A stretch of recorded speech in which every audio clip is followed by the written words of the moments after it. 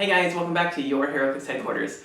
It's that time again for some more Fantastic Four previews, this time coming to us from comicbook.com, so as always, go check out their website and see them there first. But without further ado, let's see what we've got today. Starting off, we've got Silver Surfer, number 47A in the set, so he will have a B Prime version. He's got the Annihilators, Codex, Defenders, Fantastic Four, Cosmic, and Herald keywords. He starts off with a trait, Dawn Greenwood, Ordinary Girl from Earth. At the beginning of the game, generate a Dawn Greenwood bystander. So let's just take a quick look at what she does first. Over here, she's got Sidestep, and then some specials on her attack and damage. No good stats really to talk about. So on her attack special, she has power. If Dawn Greenwood is within 4 squares of an opposing character, place Silver Surfer adjacent from elsewhere on the map. So that's pretty awesome if after a couple turns you've moved her up a little bit, sidestepped her a little bit, maybe your opponent's not paying too much attention to her, she can get within 4 of an opposing character and then take that power action to just pull him over there and surprise your opponent, which could be pretty useful. Then she has a trait, I have to leave you now. When Dawn Greenwood is KO'd by an opponent's attack, modify Silver Surfer's combat values by +1 for the rest of the game. Ooh. Now that's a whole reason for them to leave her alone. Anytime she's KO'd by an attack, he gets +1 to all combat values for the whole game. That's going to be pretty insane. Now, the downside to that is she could be KO'd by something else. If they knock her back with Force Blast or something like that, if they poison her, you know, any type of damage she takes that's not from an actual attack is not going to get you that +1 for the rest of the game. So do be careful about that when you're moving her around. But she does have another special on her damage, Enhancement Perplex, but only to target a character named Silver Surfer. Ooh, wow, so not only can she bring him adjacent to her, she can also enhance his damage and perplex whatever you might need to perplex, his attack, damage, defense, whatever.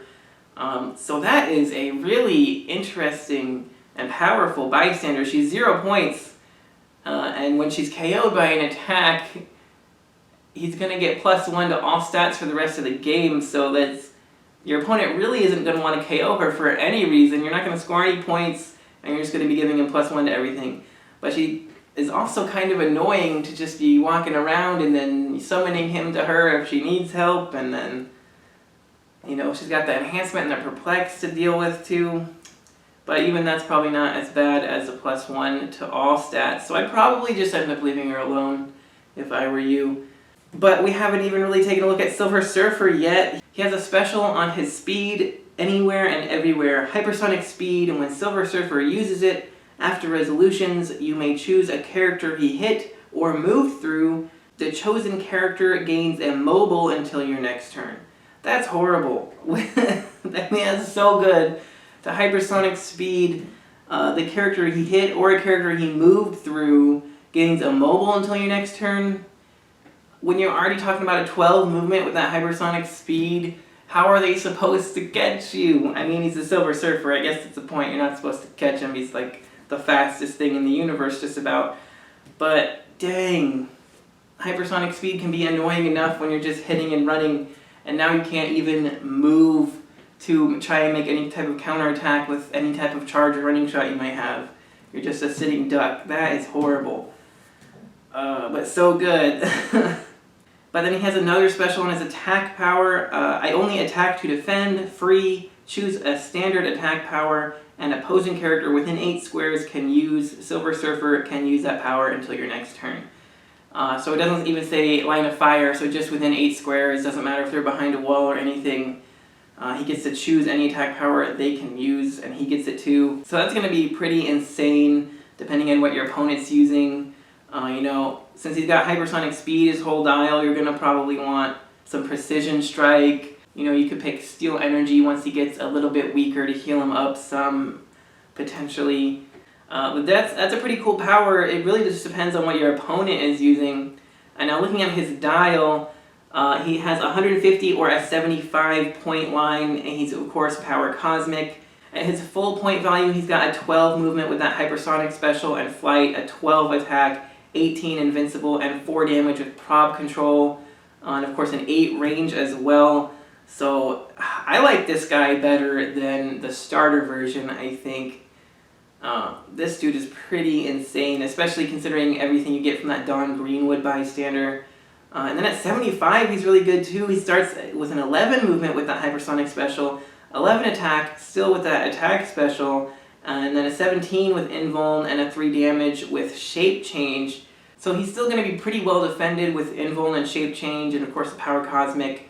And he's got a full dial of hypersonic speed. I mean, a full 9 clicks of hypersonic speed is insane. Man, this guy's going to be crazy. I'm really liking him a lot. I hope I pull one of those because he is awesome. But we're going to be moving on now. We have a super rare Blastar who has the Frightful 4, Negative Zone, Cosmic Ruler, and Warrior keywords. Looks like he's got some improved targeting, can make range attacks while adjacent to opposing characters, which is awesome. He's got a trait, Force Blast, and Super Strength. And then he has a special on his movement where he can use Charge and Running Shot. And as a free action, he can make a close attack. That's pretty insane. He could use that while he's double tokened. He could use that after he uses Charge to get kind of a flurry with 2 attacks. That's going to be really powerful. He also has another special on his attack, Energy Explosion. When he uses it, the characters Blastar originally targeted are dealt penetrating damage. So that's nice because, of course, Energy Explosion right now is going to be just 2 damage to everybody you hit, and he has a 4 damage to start with, so at least doing that penetrating damage can make some of it stick more. So he's got an 8 range double target with that special Energy Explosion, a 10 movement with flight with that Charge and Running Shot combo, and he's got 12 attack, 18 with impervious, and a 4 damage with some leadership, and the power cosmic, of course. And then he also has a 75 point line where he's got a 9 movement with Running Shot and 11 attack with that special Energy Explosion, 18 with invulnerability, and a 3 damage.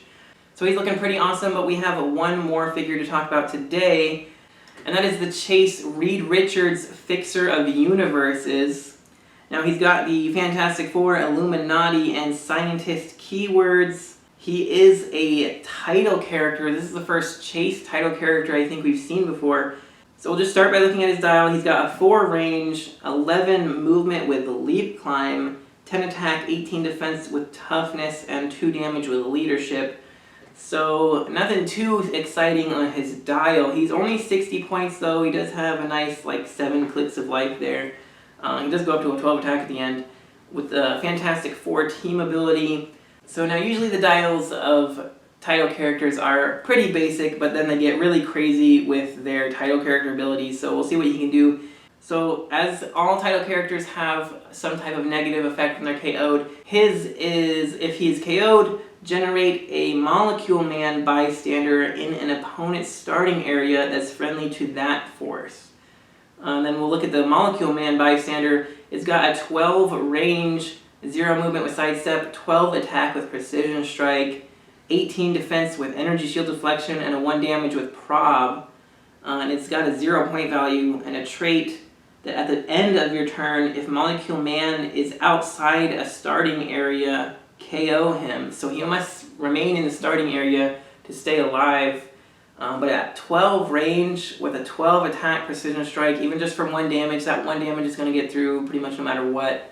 And then at that prob at a 12 range is going to be crazy too. So you're not going to want him to be KO'd, obviously, because getting that Molecule Man bystander for free for them could be pretty troublesome.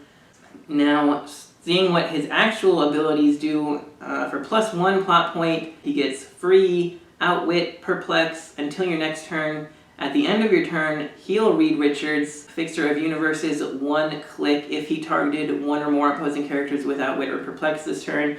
So that's nice to see, because we've had in the past some title characters that were mainly support figures, and I feel like they forgot the fact that if a title character uses a title ability and doesn't make an attack on that turn, that they have to take an unavoidable damage, and if you make a title character that's not really supposed to be attacking and it's just there to be outwitting and perplexing stuff, then they're going to be taking a lot of unavoidable damage from that.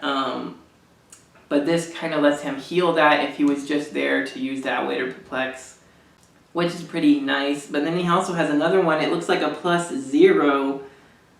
He gets free if Reed Richards, Fixer of Universes, occupies an opponent's starting area. Generate a Molecule Man bystander max 1. So there we go. You can get that Molecule Man bystander for yourself as long as he gets into an opponent's starting area. So that's why he's got such a high movement with Leap Climb, to help him get across the map and get into your opponent's starting area, just to get that free action to generate a Molecule Man. And he already has Outwit and Perplex from his other specials, so that'll give you Prob as well with a 12 range.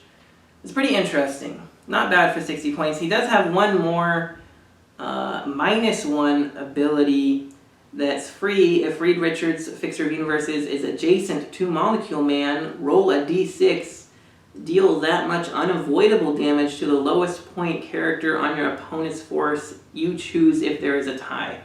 Alright, so he starts with 0 plot points, so you're going to have to use a couple of those +1s throughout the game to get those Outwit and Perplexes off.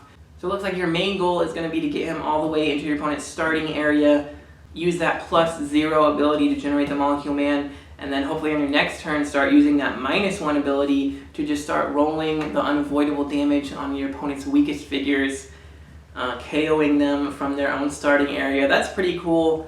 And it doesn't look like we're getting a Molecule Man in the set, but I guess we're getting a token version of him, so close enough, I guess. Probably not really. We could probably still use a Molecule Man. I'm sure they'll give us one soon enough. I mean, all in all, he looks like a pretty interesting figure. And it makes me wonder if we're going to get God Doom as a title character. Now, it doesn't always happen, but a lot of the times they like to do title characters in 2s. You know, they did it with like Thor and Loki, Joker and Harley, Batman and Batgirl, Professor X and Magneto. So there's a lot of times that they like to do them in pairs that make sense, and I think a Dr. Doom, God of Battle World, would be pretty awesome title character. But I don't know, you guys, let me know what you think. I'm actually most excited for this Rare Silver Surfer, I think. He's pretty freaking awesome. But as always, if you like this video, please leave me a like and let me know in the comments what you're most looking forward to out of this set and what you think of these previews today. And don't forget to click that subscribe button so you don't miss a video, because I'm sure that any day now they'll finally show us what God Doom does. There's only one chase left, and it's God Doom. So if they're going to show us any more chases, it's going to be God Doom, you guys. But that's going to do it for today. Thank you guys for watching. And until next time, this has been Heroclix Headquarters, signing off.